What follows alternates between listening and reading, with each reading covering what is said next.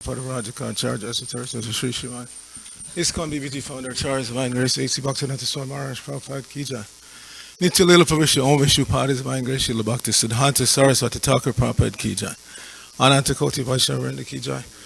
Nama Charja Shila Haridas Thakur Kija.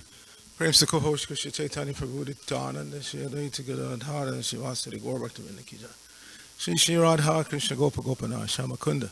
Radhakunda Gira Govardhan Kija. Shri Brajabhumi Namadam Ki Jai, Shri Nabadip Mayapur Dham Ki Jai, Shri Lal Chal Jagannath Puri Dham Ki Jai, Ganga Mai Ki Jai, Jamuna Mai Ki Jai, Bhakti Devi Ki Jai, Shrimati Tulsi Maharani Ki Jai. Your most beautiful Lordship, Shri Shukmini Dwarkadish Ki Jai, Shri Rukmini Dwarkanath Ki Jai, Shri Jagannath Baladev Subhadra Ki Jai, Shri Gonitai Ki Jai, Samaveta Bhakti Vrinda Ki Jai, going back to home, back to Godhead Ki Jai, ISKCON Los Angeles Yatra Ki Jai, Parihad Madanga Transcendental Book Distribution Ki Jai, International Food for Life Chancellor Prasadam Distribution Ki Jai. Shri Harinam Sankirtan Ki Jai. Nitai Gaur Premanandi. Hari Hari Bol. All glories to the seven devotees. All glories to the seven devotees. All glories to the seven devotees. All glories to Shri Shri Guru and Gaurang. Glories to the Prabhupada.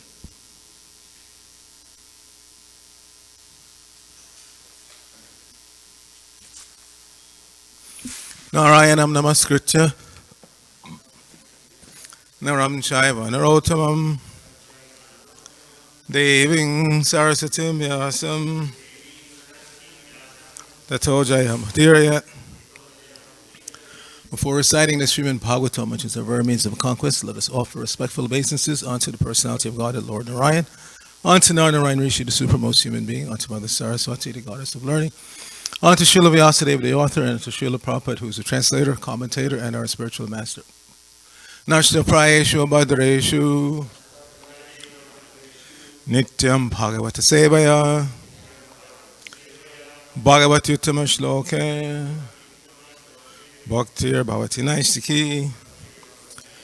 By regularly attending the Srimad Bhagavatam class and by rendering service unto the pure devotee, all that is troublesome to the heart is almost completely destroyed, and loving devotional service unto the personality of Godhead, whose worship with transcendental songs becomes established as an irrevocable fact. Om Namo Bhagavate Vasudevaya. Om Namo Bhagavate Vasudevaya. Om Namo Bhagavate Vasudevaya. So we're continuing our reading from the second canto of the Srimad Bhagavatam. This is chapter 9, text 11. Shamavadataha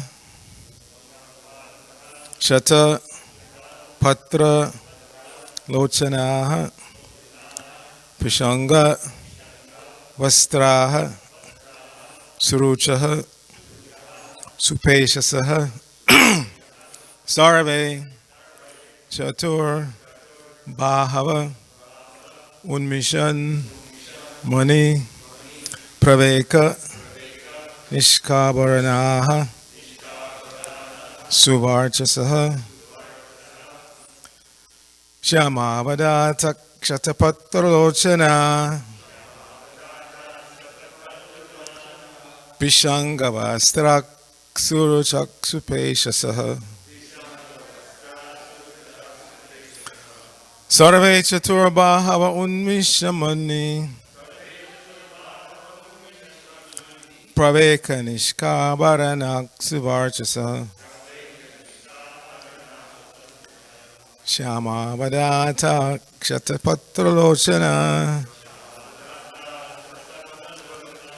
Pishanga Vastrak Suruchak Supeshasaha Sarve Chaturbahava Unmishamani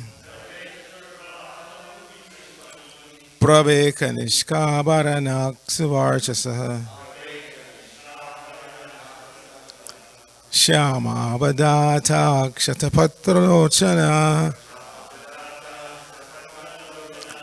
Pishanga Vastrak Suruchak Supeshasaha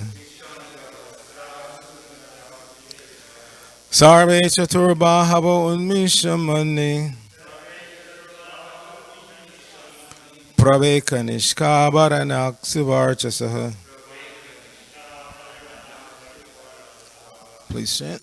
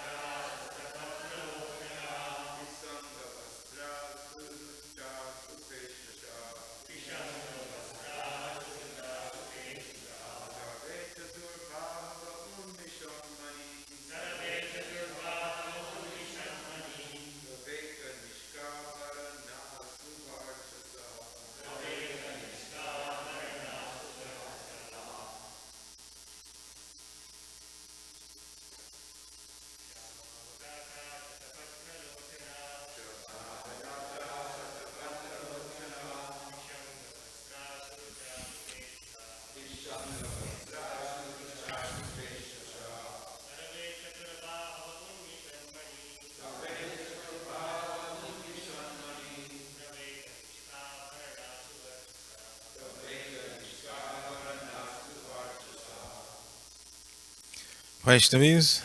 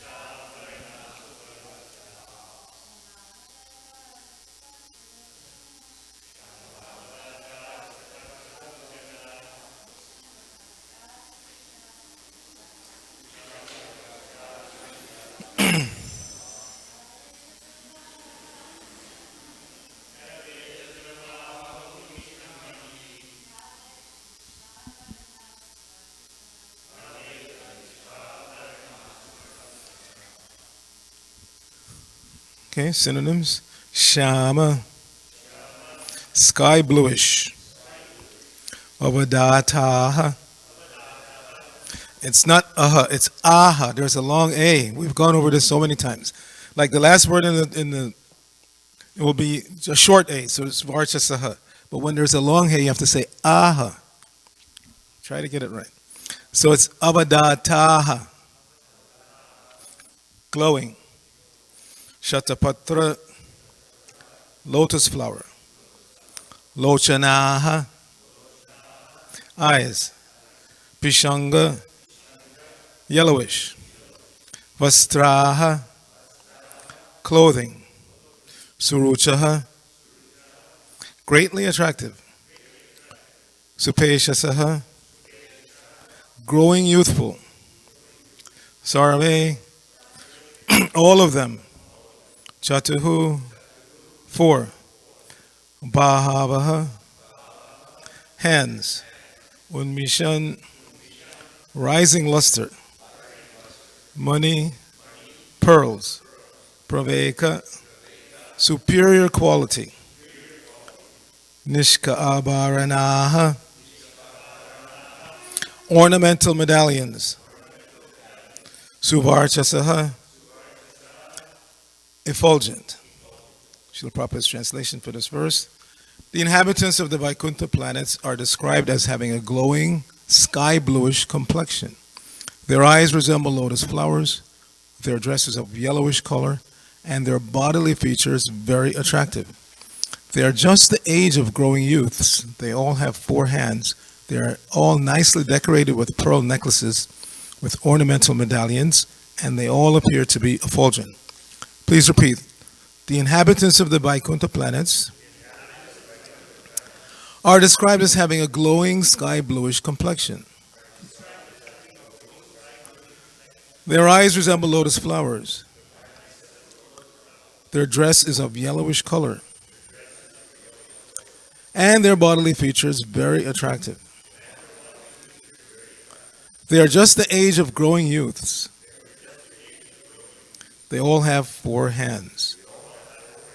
They are all nicely decorated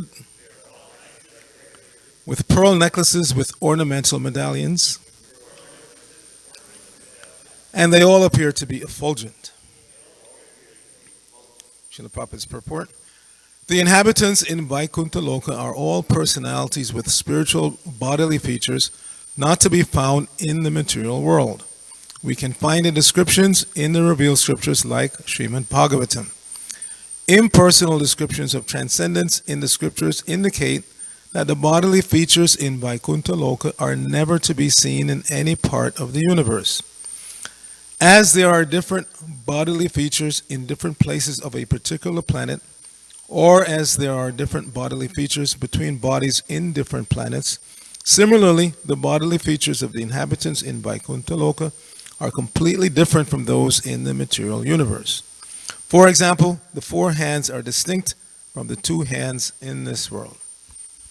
Nama Om Vishnu Padaya Krishna Prishtaya Bhutale Srimati Bhaktivedanta Swamini Tinamini Namaste Saraswate Deve Gauravani Pacharani Nirvishesha Shunyavadi Pashchadishtarani Om Agyana Tamirandasya Gyananjana Shalakaya Chakshur Unmilitam Jaina Tasmai Shri Gurave Namaha Shri Chaitanya Manobhishtang Stapitang Jaina Bhutale Swayam Rupa Kadamayam Dadati Swapadantikam Vandeyahang Shri Guru Shri Yuttapada Kamalam Shri Guru and Vaishnavangscha Shri Rupam Sagadatam Sahagana Raganatan Batam Tang Sajivam Sadvaitam Savadutam Parijana Sahitam Krishna Chaitanya Devam Shri Radha Krishna Pada Sahagana Lalita Shri Vishakhan Batangscha Hey Krishna Karuna Sindhu Dina Bando Jagatpate Gopesha Gopika Kanta Radha Kanta Namosate Tapta Kanchana Gorangi Radhe Vrindavaneshwari Rishabhanu Sute Devi Panamami Haripriya Vancha Kalpatrubhya Shakripa Sindhubhya Evacha Patitanang Pavanebhyo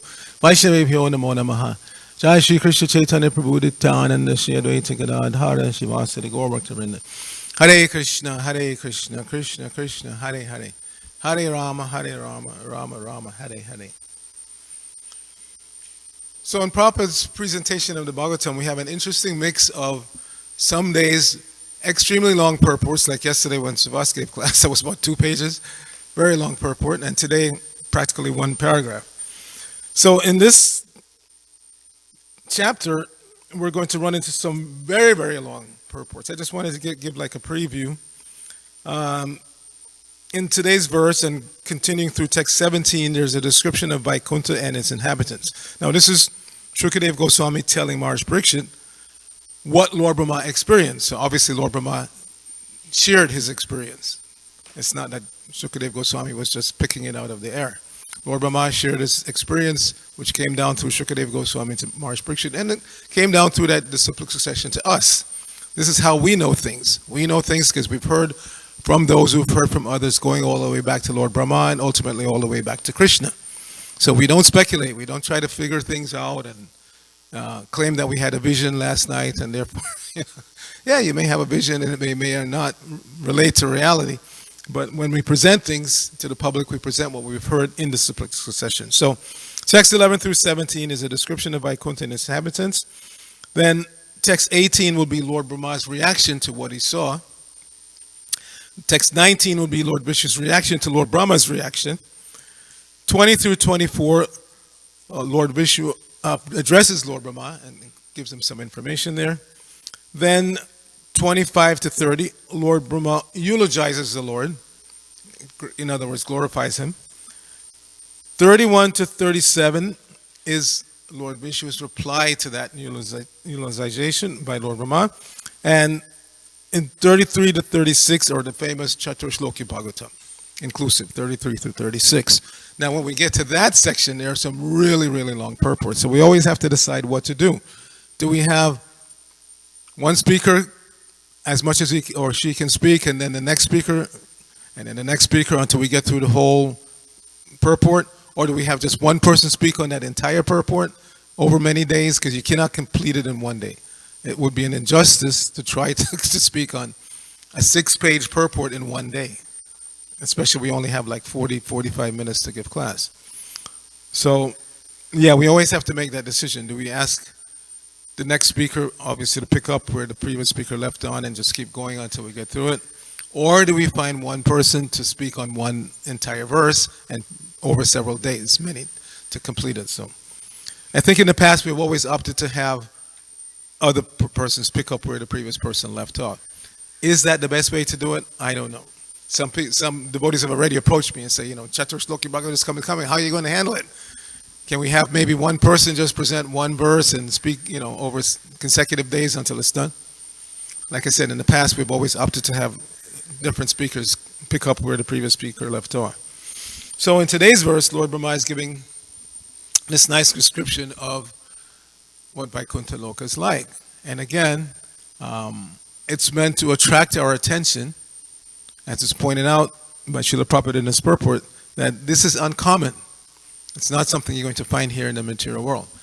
But it appeals to people. Just like in Krishna book we know, Paundraka. He wanted to imitate, not Krishna in his two-handed form, but Lord Vishnu with four hands. So he stuck two other arms on his body and stuck the symbols of the Lord on those four arms, his two natural arms and the two artificial arms. Because people can relate to the fact that, again, that this is something extraordinary. To see Krishna in his original form, when Krishna was on the planet 5,000 years ago, many, many, many people saw him, but very few understood his real position. As a matter of fact, some of them went out of their way to denigrate him. Oh, you're just a coward, like when he went with Bhimasena and Arjuna to fight Jarasandha. Jarasandha refused. Who even knows, nobody knows you're a Varna. You're just like some coward boy and now you're acting like a Kshatriya. No, I refuse to fight you. In other words, denigrating the Supreme Lord. And Arjuna didn't think was worthy, so he fought Bhimasena. So like that original two-handed form, which is the most attractive form for those who have eyes to see and are not envious, some people are not attracted to. They're more attracted to the four-handed form of Lord Vishnu, like we have Jai and Vijay here. And I've always wondered if Krishna wanted to really drive home the point that, first of all, this material world is not be all and end all, and that there is a spiritual world. Why wouldn't he have a Jai and Vijay in every corner? You see what I'm saying? Jai and Vijay on every corner, so you can't bypass the fact that there's a superior reality, there are superior personalities. Prabhupada actually said in relation to the Ajamil Leela that these Vishnu forms, they're traveling around the universe.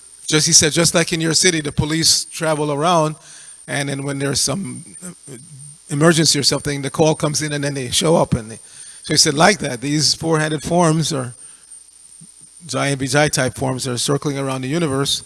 And when somebody calls their master's name, like when Ajamil help us to call out Narayan, then they show up like that instantly.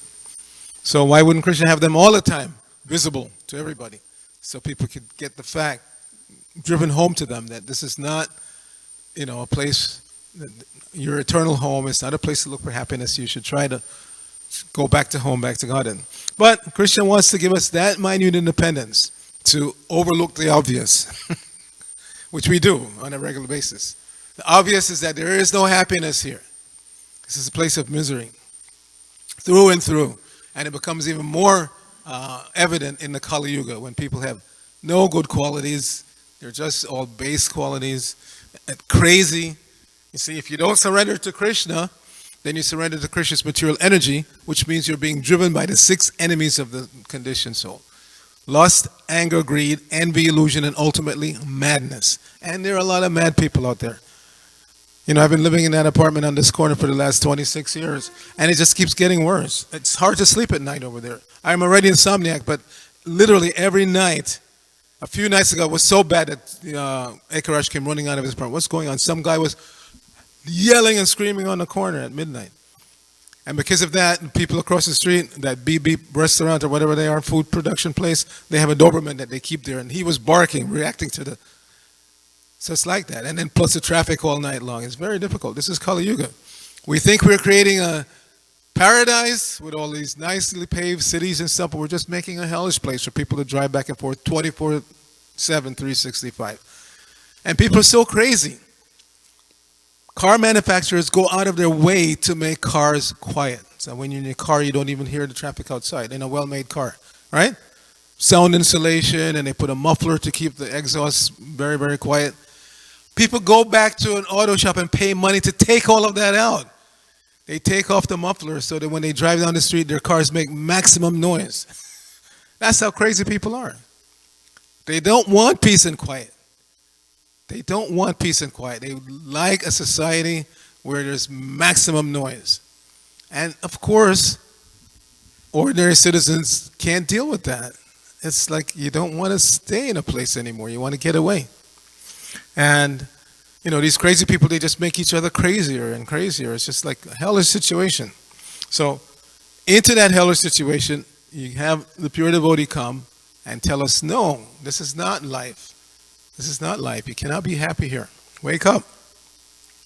Develop the desire to understand who you are, where you came from. Develop a desire to go back to home, back to Godhead. Again, because some people are confused. They think that the conditioned souls are always in the material world and then they can go to Godhead. But Prabhupada says, no, you go back to home. That's where you came from. And this description is meant to attract us. Now, in our line, we ultimately stress the two-handed form of Krishna.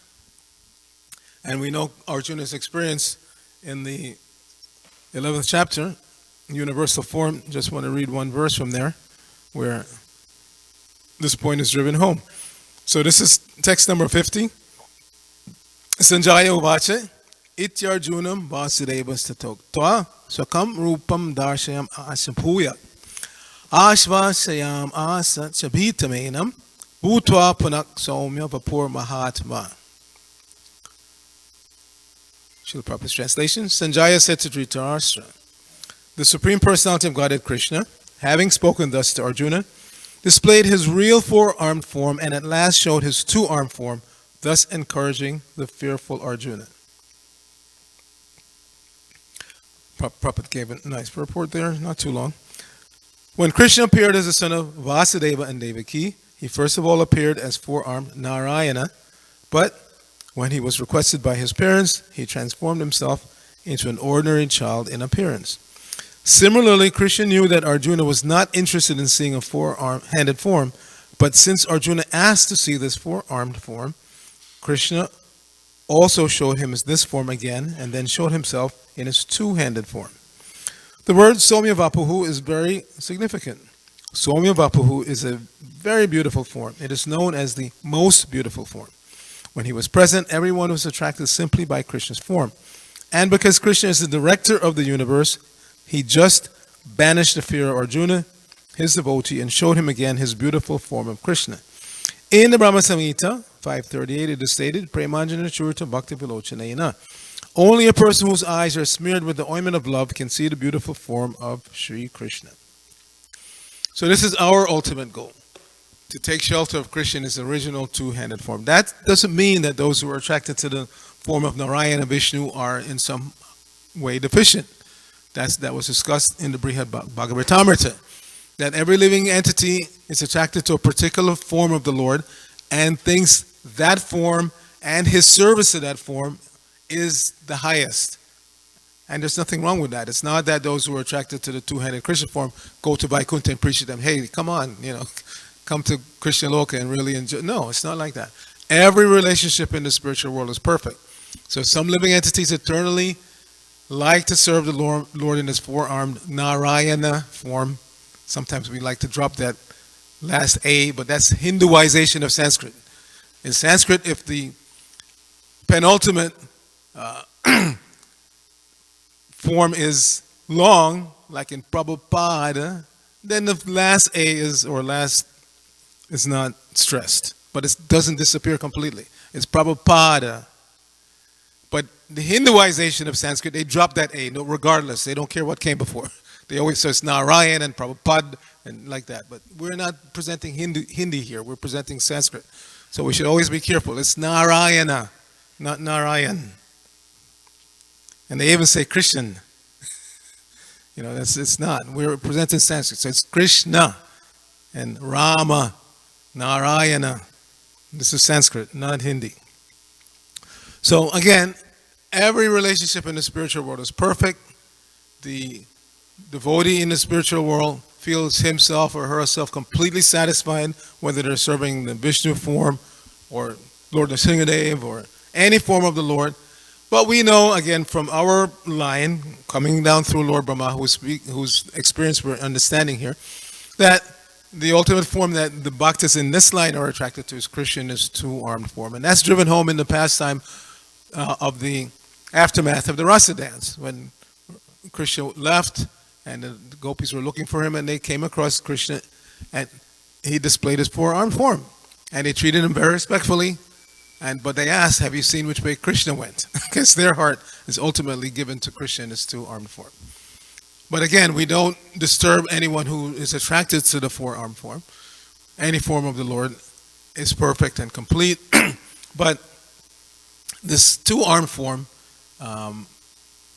displays some attributes that the Lord does not display in other forms. And that's mentioned in a nice verse. You'll find it in the Chaitanya Charitamrita. I think it's the 20th chapter of the Madhya Lila, if I remember correctly. But it says, Sarvat Bhuta Chamatkara Lila Kalola Varidi.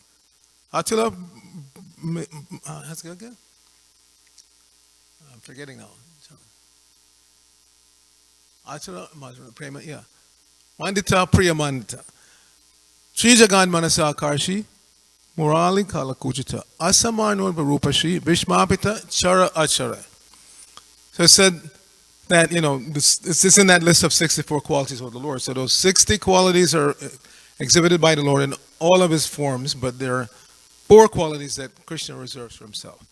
So, Lila Kalolavardi, when he comes in that form, he displays an ocean of pastimes that is not displayed by other forms, not even Lord Ram.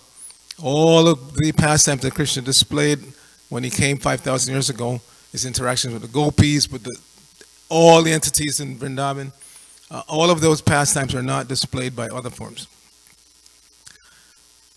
Atila Manra, and then in those pastimes, the interactions that he has, like with the gopis, are just unparalleled. You don't find anywhere else.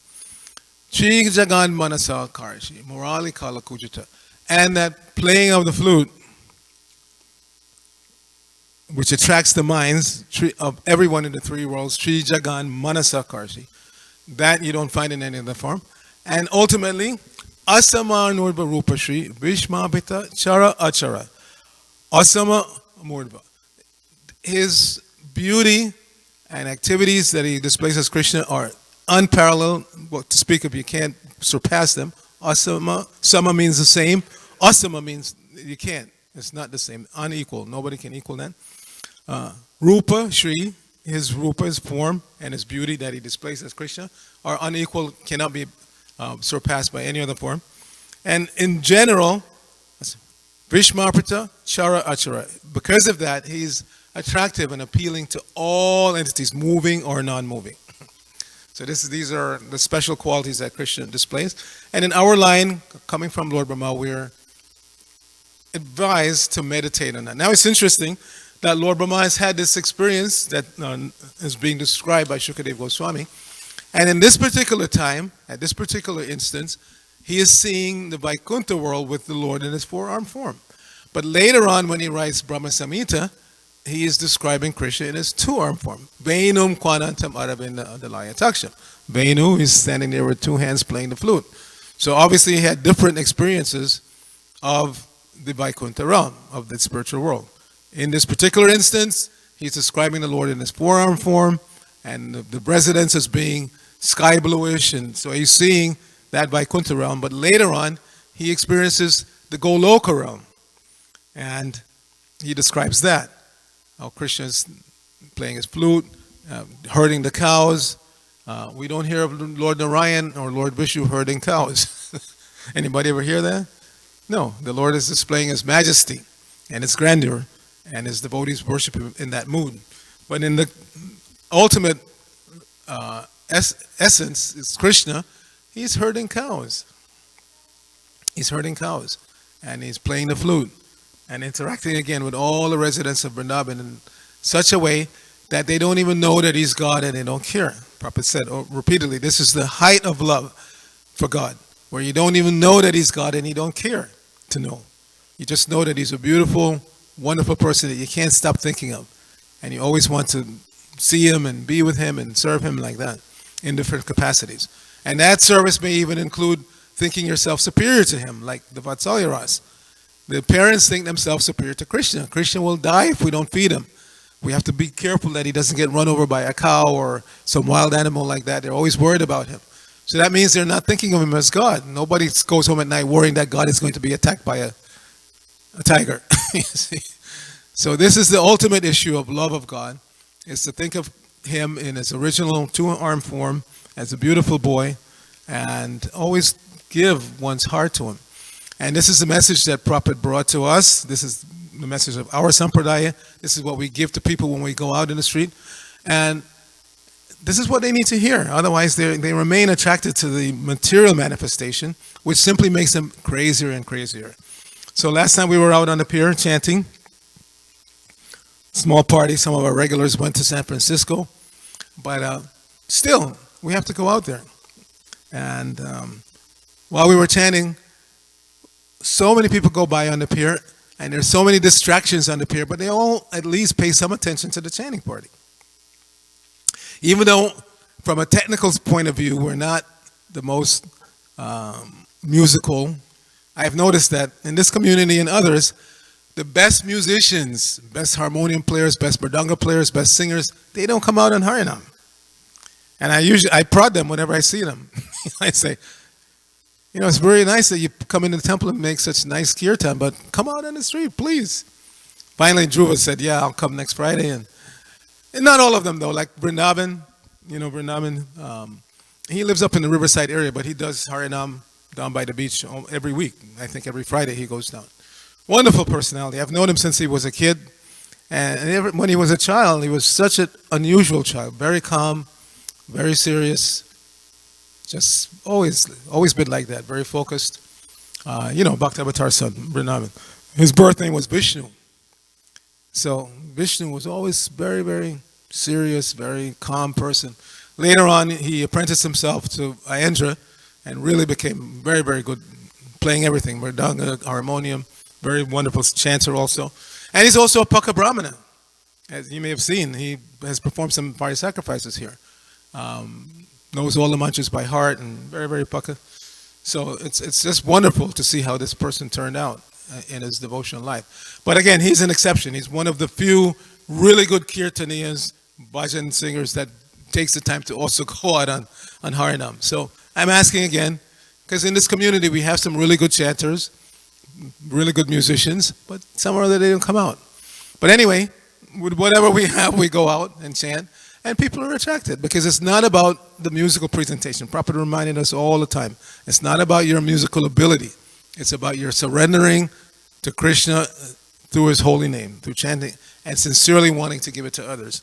So last night while we were chanting, I noticed there was like I said, so many people went by, but there was one guy who parked right opposite us, and he was watching. Now this guy, not to be mean or anything, but is your typical, how you say in Spanish, cholo,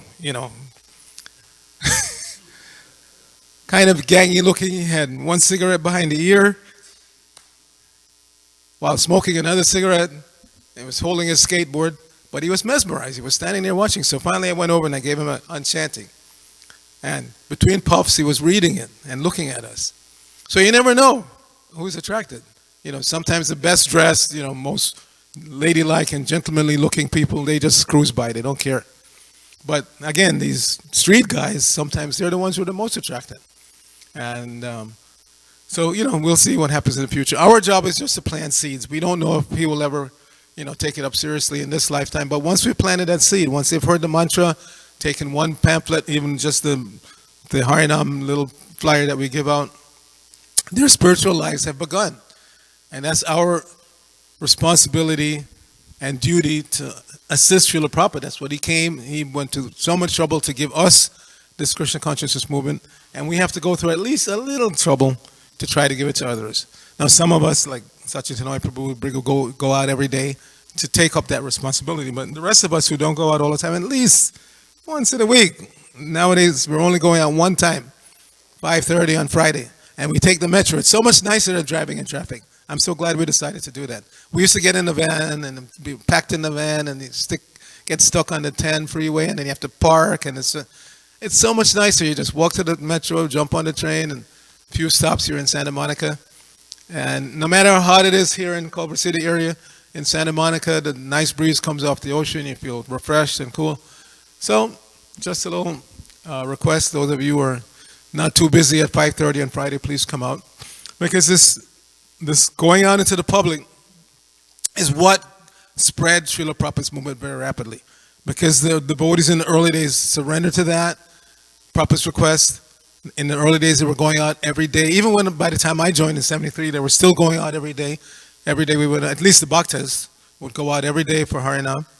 And it wasn't easy because we couldn't do Harinam in the neighborhood where the temple was located. This is a Henry Street temple. The neighbors hated us. Literally, they would attack us. Hey, get out of here, you. Get a job. So we would have to walk 15 minutes, get on the subway, and then go downtown Brooklyn and do Harinam. And then get on the subway and come back. And they got so crazy at one point, they actually attacked the temple. It was a mixed Italian Hispanic neighborhood around the Henry Street temple. And they hated us. And they attacked the temple once. And the devotees had to like throw hot water on them, literally, to get them away. So, but over time, fortunately, people are not so crazy anymore. At least they have never attacked this temple en masse like they did. So yeah, we've had individual attacks like that crazy guy who came in one day and threw excrement on the wall. So we have to be very, very careful. Always be alert. It's Kali Yuga. A lot of crazy people are thrown on the street. It's just been reported in the news that other states, like Texas, they put crazy people on a bus and give them a one-way ticket to California.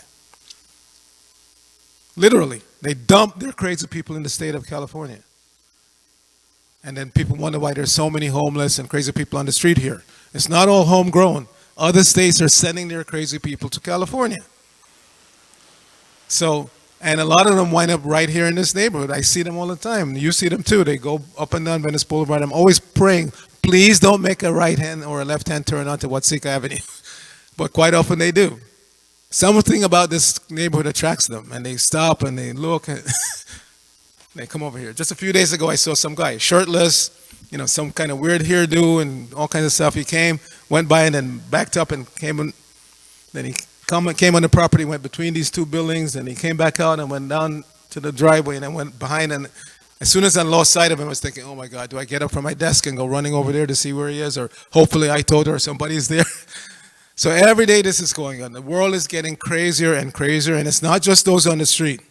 Many crazy people are in high positions and running companies and even running the country. Because ultimately, if we don't surrender to Krishna, then again, we get driven by the 6 enemies of the conditioned soul: lust, anger, greed, envy, illusion, and madness.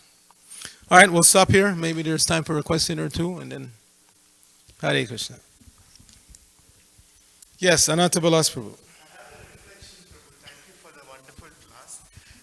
You were telling about how Jay and Vijay should be in every corner just to make us realize about the spiritual world. Yesterday we had a wonderful girl who came to the museum, and she saw the last diorama of the spiritual world, and she was like, oh yeah, I don't want to come back to this material world, I want to go back to the spiritual world. So this is like the one you were talking about, the museum and the temple is giving that experience to the people. Yeah, well, that was Prabhupada's genius, to create this faith museum, first American theistic exhibition.